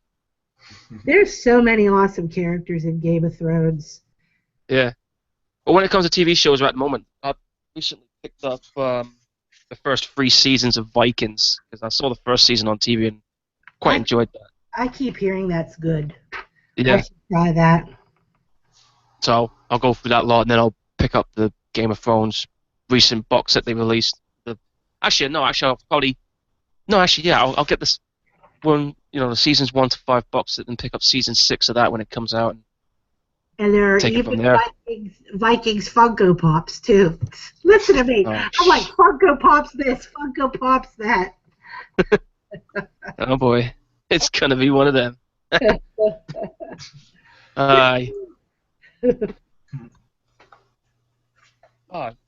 Another that I saw that I could probably recommend here. The one that's really expensive that, you can get them for a decent price, but I'm going to have to, dish out the cash if I want the Pinhead Funko Pop.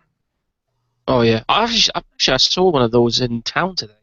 They were selling it for 20 quid, so Ooh, I picked that up. I want it. I bet you do. But yeah, they do have a few of those out and about here in town, so I'll see what ones they got. They've probably got some. You know that women find Pinhead sexy? I have heard the stories. I've actually, yes, I remember years back, and we are going years back. I don't know if Doug Bradley still got his official website, because I know there was a time he did, and the amount of fan mail he got from women saying, "Oh, you're so sexy in Hellraiser," and "Oh, this scene where you dug the hook into Angelique's cleavage, all yummy." It was like. It's the way he carries himself. Yeah, he carries himself as this badass man. Yeah, he's got this presence. He's got his own style. It's a sexy presence. And I always loved the deep voice in the first film. It's a shame they got rid of that in 3. Oh, they did the unthinkable when they had somebody else play him in Revelation. Oh, fucking hell, he was terrible, that guy was. Don't get me fucking started. And the acting... Oh man, it was so bad. It was clearly because it was only made. It was just made so they could keep a hold of the rights for this remake that's been in development hell since 2006. 10 years. And they still haven't got it off the ground. Yeah, they're even still trying to remake The Crow. I don't know why they're bothering. Speaking of, I want to know when in the hell that damn animated series is coming out. Not series, but movie, based on those dolls, Tortured Souls that Clive Barker designed. When Oh, the heck is that coming out? I have no idea. I have two of the Tortured Souls. I have the doll, the Scythe Master, and I have uh, Lucidique. Just seeing what I can find on Tortured Souls. Hold on. Uh, it just says in the. What's this? Tortured Souls anime Damnity. Is that the one? Well, Yeah. it says it's in development. It's been in development for 6 years, for God's sake. It's probably in development. Hell, I don't think it's going anywhere. At least not yet. It's not going anywhere. Sometimes they just sit in limbo for so many bloody years, and they just end up collecting dust until somebody eventually. I'm gonna go ahead and pick this one up. It's the same thing with movie reboots. They were trying to do like Short Circuit. I remember they were talking about that for years, and nothing's come to fruition.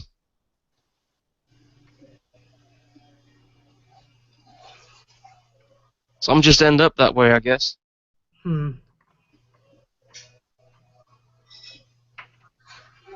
Alright. That's Well, 11 over here. you want to talk about some books now? Yeah, I'll talk about one book I got, if you want. Go ahead. Alright, I've been collecting a couple of, like, graphic novel books. You know, I mostly collect, like, the Walking Dead ones, but I haven't collected those for, like, ages. And I just recently started recollecting this comic series called Crossed. If you folks have never heard of Crossed, it's a horror comic where there's this plague outbreak that happens, and no, Cat, it's not zombies. I'll explain. As soon as I heard plague, I thought, of course. Trust me, it's not zombies. It's not zombies. Basically, there's this mysterious plague outbreak that happens, and it spreads so damn quick. When people get this cross-like rash appear on their face, every sick, sadistic, murderous, fucked up thought that people think of, or any type of heinous, horrific act, it all comes to the surface times 100, and they end up fucking doing it. And nobody's safe. It can happen to anybody at any age. And you see people like getting slaughtered, murdered, cannibalized, fucking disemboweled while being raped at the same time, and anybody of all age gets it. And a handful of people are trying to survive it all. There's a couple of spin-off series. They had one called Crossed 3D, which we had like 3D glasses, like the old school 3D glasses. And they had this other series called Wish You Were Here, which was set in England. And there was also another spin-off series that came out.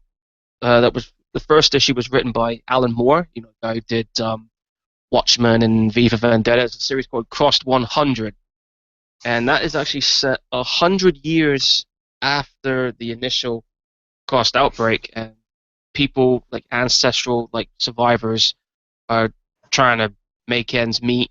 But the Crossed have also evolved, and they've got their own little society thing going, but they're still just as equally crazy. It's like all inherited throughout all the centuries, and the whole world is in ruins, and they're just trying to survive. I'm on volume 2 at the moment of that series, and it's getting pretty good so far. As far as the main series goes, I'm kind of 6 volumes behind because I've had other stuff going on. But if you're fans of horror comics, this is probably the most extreme horror comic series you could ever possibly get your hands on. Like, where The Walking Dead is story driven, but it still has its like gory moments as well. Crossed is more violence driven, and it's just flat out insanity what happens in there. But it does have some good story arcs if you can stomach the images that's in the pages, because there is some really horrific shit that goes on in this series. Each volume just gets more. Yeah, Phil knows what I'm talking about. He's actually seen some of the images. They just get more and more horrific as each series goes by. And it just looks fucking brutal to the extreme. And I think it makes the Punisher Max. Yeah. It makes the Punisher Max look tame in comparison. Exactly. And the series was written by Garth Ennis, who did comic book series like Constantine and Preacher and all that. So that was who created the series originally. You had other writers joining in, like Alan Moore, Simon Spurrier, David Lapham, who he did volumes 2 and 3, which were to this day still the most twisted entries in the series. The family values one and Cross Psychopath, especially Psychopath. That one was really fucked up. Wow. What happens in it? Basically, there's a group of survivors that come across this guy who is just a psychopathic serial killer, but he's trying to get after one of the Cross members who he actually murdered this guy's. He actually murdered his own girlfriend. He's trying to get a piece of her back that the Cross stolen, and in question, the piece he's trying to get back is the murdered woman's tit. Crikey. But it's just what goes on in it, man. It's just crazy. Even the Cross themselves, even though they're killing people that's not infected, they'll even kill each of their own just to. So, like, say if one of the Cross members showed a little sign of weakness, they'll end up beating the shit out of or killing one of their own, either for shits and giggles or to eat them. Fucking hell. It's that wow.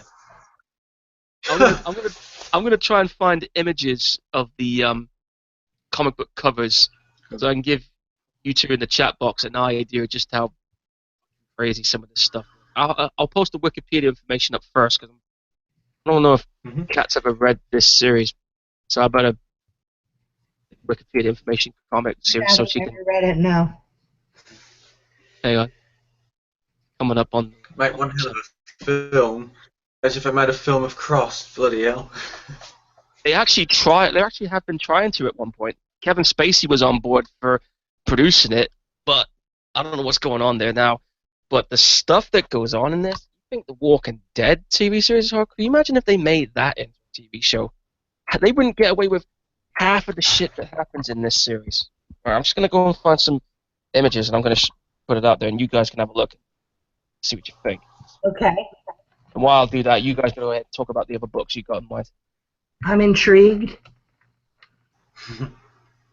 Just word of advice. If you're eating, I suggest you stop when you see these images. It's that bad. Trust me. Shit. Yeah, shit. That's one way of putting it. I haven't seen the picture yet. Oh, I'm finding one right now. It's from the Crossed Psychopath image. It's one of the covers from it. Just sending it. Is it worse than that guy's face coming off that you showed me in reality? It's a lot worse than that, believe me. Alright, hang on. Just go into the cover images site now.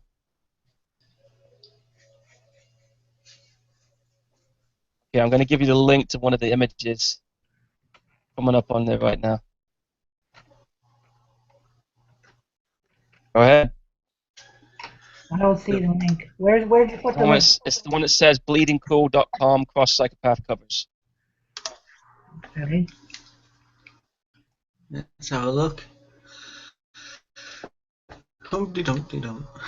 There you go. That's fucked up. Shit.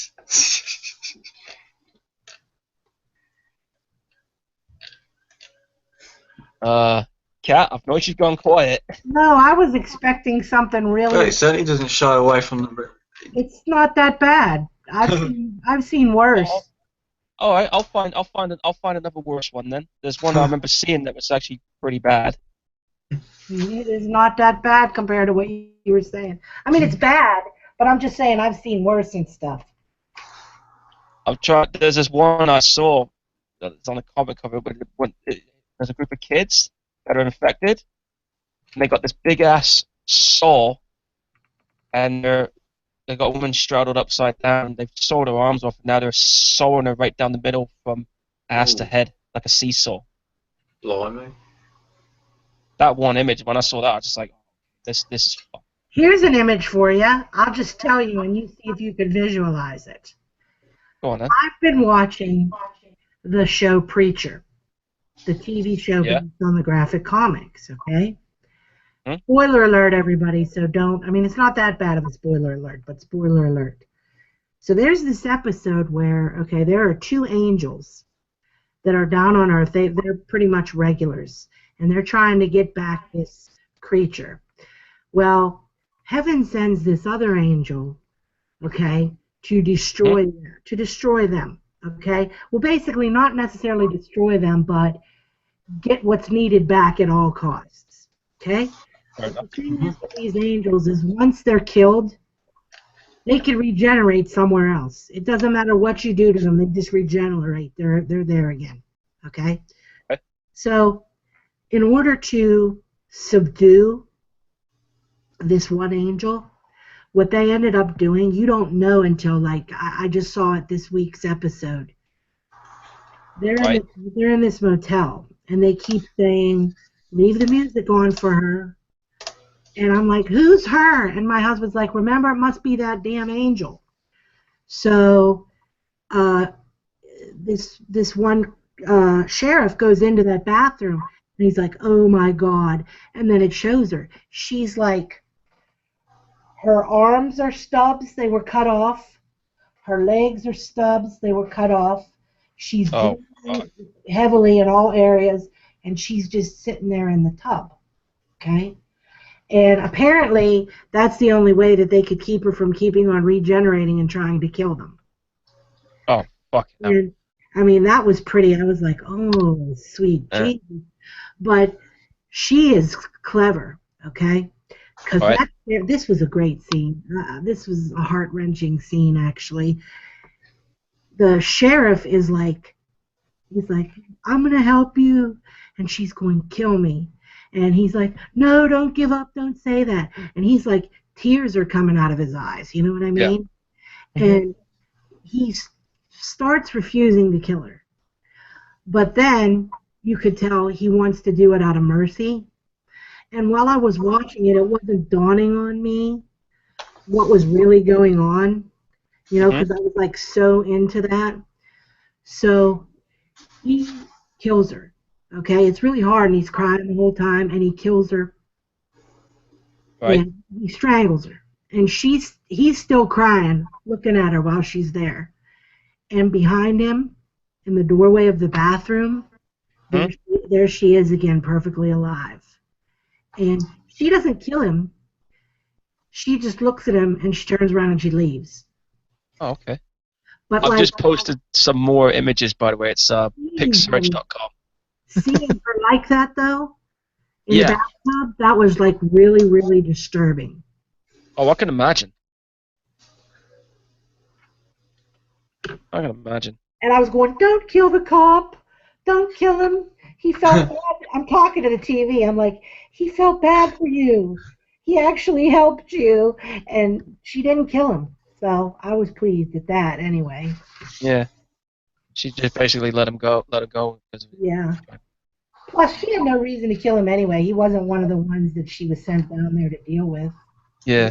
Part of her mission anyway. Right. Yeah, I've just left you some pics there, guys. Okay. There's a couple more, and it's wow.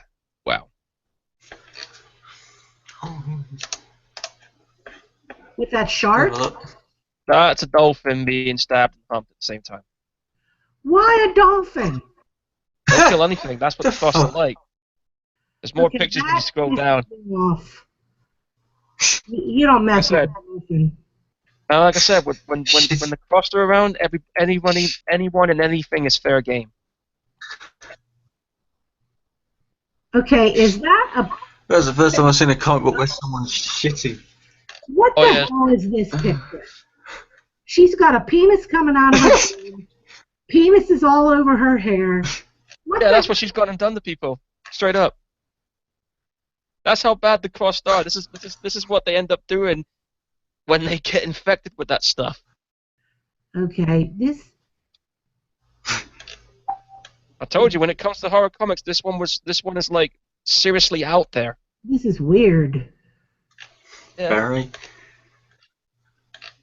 Oh well, don't fuck around. No, they don't. Oh my God.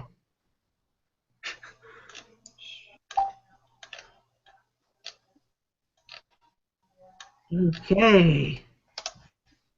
No, they couldn't make a TV series out of this. What the hell? There's no way not gonna happen. They could do this. totally not going to happen. I can tell you that now for a fact. It's never going to happen. That picture that I was telling you about as well from that cover, if you scroll down, you will come across it when you see a bunch of kids with a saw. I'll leave it at that. Bloody hell. This is. Oh, yeah, that is just fucked. You know what? I think the people who look at this are going to go to hell, me included. Well, I guess I got a front row seat then, because I've got, like I said, I've been collecting the series from the very first issue. So we're going to burn in hell. Oh, okay, look at this one. Ew. Ew. Oh, that's pretty bad. I warned you. Someone had a good imagination. I mean, there was this one comic book cover on Cross where one of them's infected. She's like a stripper. And I'm not joking when I say this. She's literally stripping the whole skin of her torso off like it was a sweater. Gross.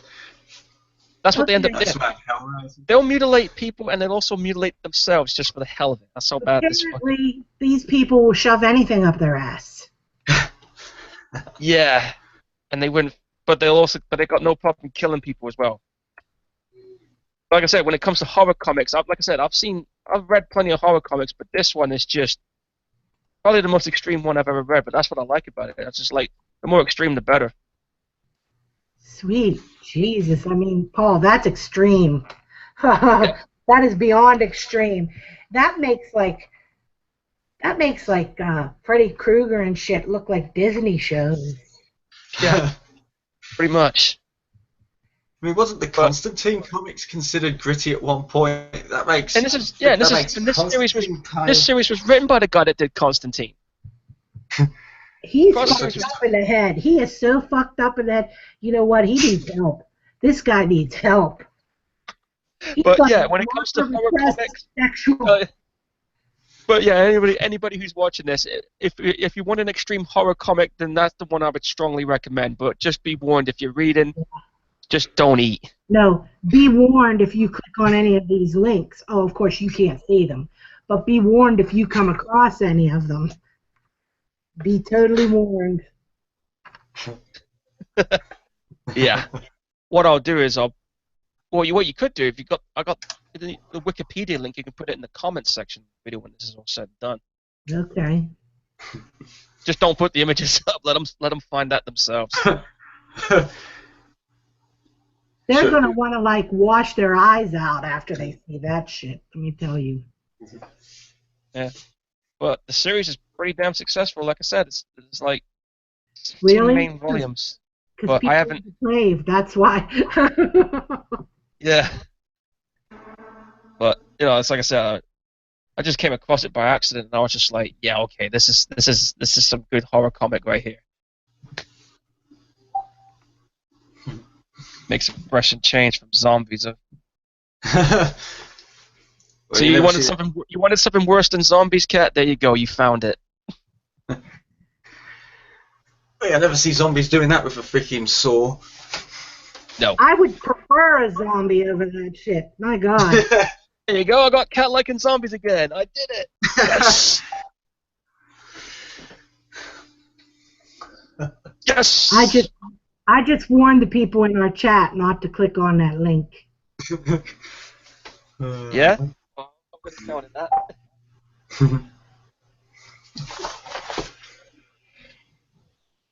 You know what? I almost feel like I need to go to church now.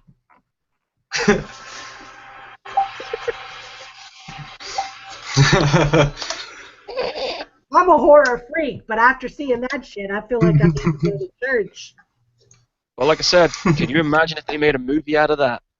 No, I can't imagine. It would have to be like XXX rated.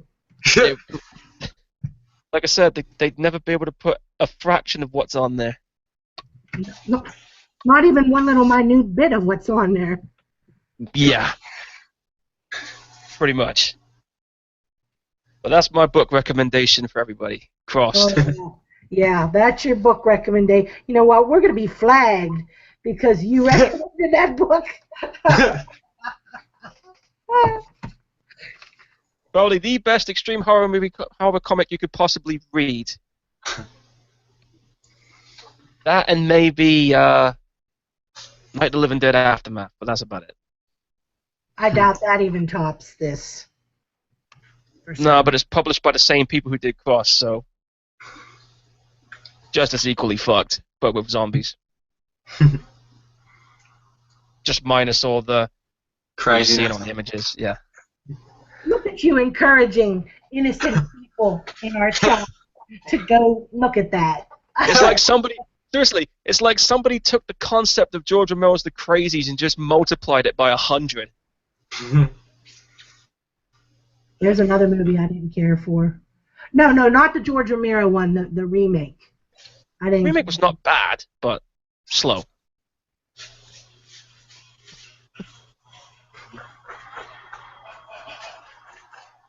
But yeah, there you go. There's my book for you folks.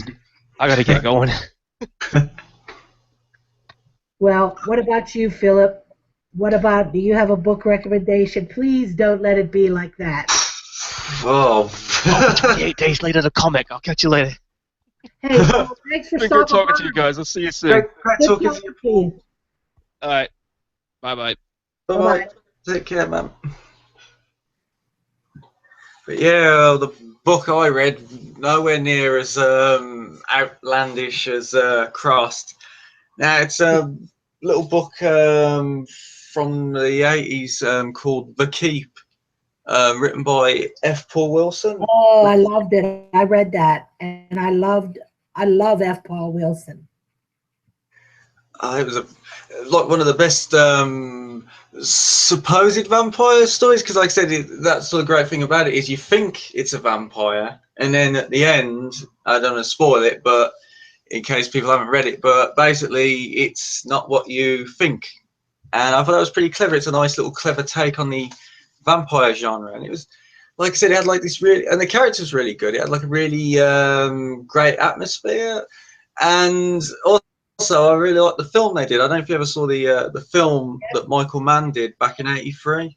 I saw it. Where he again, he did the clever thing of, again, not having him as a vampire, but having him as like this weird golem type creature, which you've never seen in a film before or since.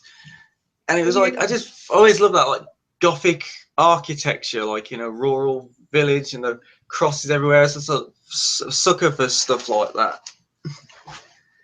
And the fantasy elements. And the music was atmospheric too.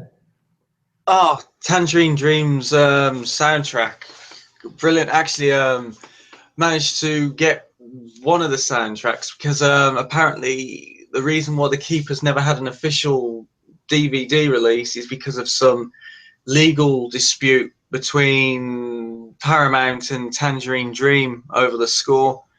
And apparently there's never been an official release of the soundtrack. The soundtrack I got was a bootleg. There hasn't even been an official soundtrack ever released. Shame, really. That's the only thing holding it back. Oh, actually, no, there is another thing as well. Apparently, Michael Mann hates the film because the studio recut the film. It was 3.5 hours, cut down to an hour and a half. Oh, brother. And apparently, I think they were actually going to release it on DVD. This was a while back, but Michael Mann said, "No, don't bother, don't release it." Oh, they do, because, like I said, it's not a bad little film, and it's not a bad little book either. Like I said, I don't usually have time to read books, what with my busy schedule and that, but that was definitely one of those books where I was invested. That's a great recommendation.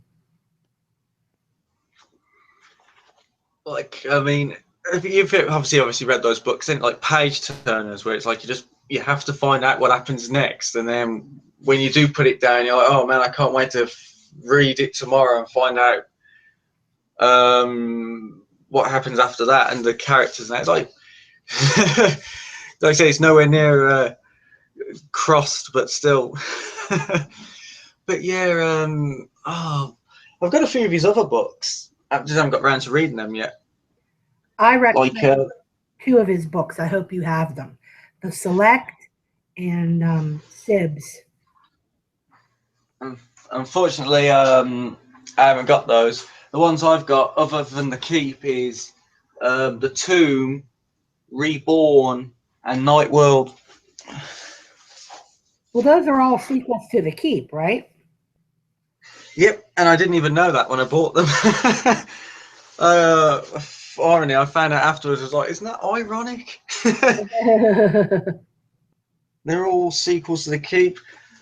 Although, personally, I don't really think you could top The Keep. I'm intrigued to read them, but I just don't think you could top that story. It's a nice little self-contained story on the thing, and it's that I'm getting tongue-tied. That traditional tale of good versus evil, Glaken and Molazar. You know, it's like, yeah. And I love that concept with the magic runestone sword and that, which for some reason is a staff in the film. It's like, dig all that shit. They actually did a comic book of The Keep. Oh, did they? F. Paul Wilson did a comic book several years back. It was because apparently he hated the film. He wasn't happy one bit with the changes Michael Mann made. So he said the comic book was the closest thing you'd get to seeing the book in a sort of film style. I have a question for you about that, though, because I forget why. Why did the character Lance Henriksen, was it Lance Henriksen or no, Scott Glenn? Why did Scott Glenn's character in the movie have those, like, why was his neck like that? What, when he transforms at the end and he's got that big, like, protruding neck and muscular body? Apparently that was Michael Mann's idea. He said he wanted the Glenn's character to resemble Molazar, as if to imply they're the two sides of the same coin, good and evil, and they look similar but different. Oh, okay. He's going for like a weird approach, I guess, like as if say, well, he kind of resembles Molazar physically, because in the book he doesn't. If I remember correctly, in the book they just fight on top of the tower. Yeah. He was filmed. Michael Mann did actually film that. There's actually still shots somewhere from a French magazine or French production stills of Scott Glenn and the actor in the Molazar suit fighting on this tower set. But the special effects bloke sadly died, so they never got around to finishing the scene. So they had to redo the ending where he just shoots a beam of energy out that sucks him back into the keep. Well, the movie was good, but the book was great, and awesome recommendation, Philip. Awesome. You would like The Select. That's more of a like thriller. It's not really a horror. It's a thriller, but it's really, really good. I definitely need to read that. What's it about? I don't want to spoil it. It's about this doctor doing experiments on quote-unquote burn victims, and how the new students at his clinic discover it, and they're like in danger because they discovered it. It's really good. I like the sound of that. You know, it's a shame that F. Paul Wilson's books have never really been made into that many films. I mean, you got all these, like, no offense, obviously, it's Stephen King, but like, how many movies have they done based on Stephen King's books? And you think to yourself, all those Stephen King books get turned into films. What about other horror writers? You know, there's so many others out there. They deserve a shot. I mean, most get one if they're lucky. I think poor James Herbert. I like James Herbert too. I like James Herbert too, but I think that they think that if Stephen King's name is attached to it, it's automatically everyone's going to go. Yeah. Yeah, it's the name in it, because I always put like Stephen King's this, Stephen King's that. They go by the name in it, and it's like James Herbert, poor guy, he has 4 films based off his books, and none of them did the books any justice. The Rats was a terrible film. Apparently, James Herbert said it was the most painful 90 minutes of his life seeing that in the cinema. What else of his was made into a movie? I know that Haunted was made into a movie. The Haunted, that was made into, which was more toned down compared to what happened in the book. The book was a lot more darker. There was Fluke, which was a sort of dark comedy aimed for obviously adults, but they turned it into a kids' film because I'm talking dark. Oh well, obviously it's for kids, right? And the other one was The Survivor, where a guy survives a plane crash and he has to sort of discover the reason why the ghost of the plane crash are killing people. I never heard of that, and I never saw that movie. I never knew that movie was even made. It's actually a real good film. I mean, it's 1981. Oh, okay. It's the book is obviously better, but because it's more darker and the ghosts do some pretty wicked things because it's restless spirits because they died before their time. They can't rest and they're attacking anyone that they come across. And the guy who survives the plane crash has got to sort of put them to rest by finding out the reason why the plane crashed. But while the film is more watered down, the actor Robert Powell, he makes the film watchable because of his performance. I'll have to check that out. It's quite good, and also the book as well, because the book had like this really weird cover. At least the one I've got, where like just a doll's head with one glowing green eye. It's just like freaky. That is freaky. I remember as a kid, I couldn't look at that cover. I was like, no. Covers can be pretty scary. Oh, they can. Like, I remember as a kid at the video store, like shitting myself at the horror videos because, like I said, back then they had like really creative artwork for video boxes, and it was just so like, ooh. And then how about whenever you find out that the movie like is in no way has anything to do with the cover? Doesn't that piss you off? It does. It's false advertising and it's fullest. It's like because I think that's what they did back then, weren't it? Because of rentals, they tried to make the box look as tantalizing as possible. You think, oh, this looks good. I can't wait to see this film with this weird looking shit on it. And then you're watching, it's like, oh. Yeah. Well, that wasn't quite what the box was advertising, you know. Like the monster might look really cool on the cover, and then in the film it just looks like a cheap rubber costume. And it's like, Yeah. I think that was part of the charm, though. I wouldn't say charm. It's a letdown. Yeah. But listen, I'm gonna be closing out the show here, but I had a good time. It was fun, and we should do this again. Really, I would like to do more of this.